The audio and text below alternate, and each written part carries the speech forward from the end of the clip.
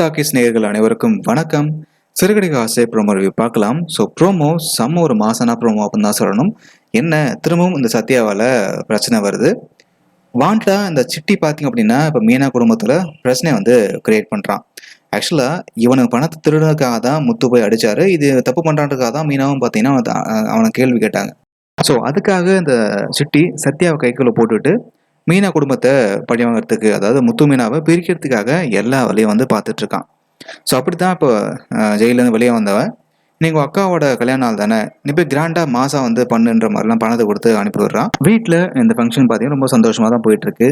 அப்போ தான் இந்த சத்யா முட்டாள்தனமாக நானும் கெத்து காட்டுறேன்னு சொல்லிட்டு இப்போ ட்ரெஸ் வாங்கிட்டு உள்ளே வர நம்ம முத்துவனை பார்த்துட்டு செம்மையாக வறுத்தெடுக்கிறாரு.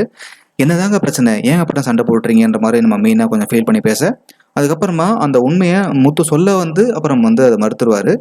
இந்த உண்மை தெரிய வந்தா என்ன ஆகும், கண்டிப்பாக மீனா வாழ்க்கை பாதிக்கப்படும் அப்படின்றதுக்காக தான் முத்து அந்த உண்மையை வந்து மறைச்சிட்டு உண்மையை வெளியே சொல்லாமல் தான் கெட்டவன் அப்படின்ற மாதிரி இப்போ வரைக்கும் முத்து பார்த்தீங்கன்னா அந்த பழி ஏற்றுக்கிட்டு இருக்காரு.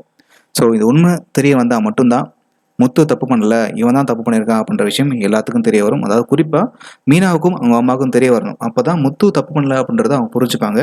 ஆனால் இது மீனா வாழ்க்கையும் பாதிக்கும். ஏன்னா விஜய் ஏற்கனவே எப்படி பிரச்சனை பண்ணலாம் காத்துட்ருக்காங்க. அந்த பணத்தை இவன் தான் திருட்டு போயிருக்கான் அப்படின்ற விஷயம் தெரிய வந்துச்சு அப்படின்னா கண்டிப்பாக மீனாவோட வாழ்க்கைக்கு இது இன்னும் பெரிய பிரச்சனையாக கூட மாறலாம். பார்க்கலாம் என்ன பண்ண போகிறாங்க அப்படின்றத.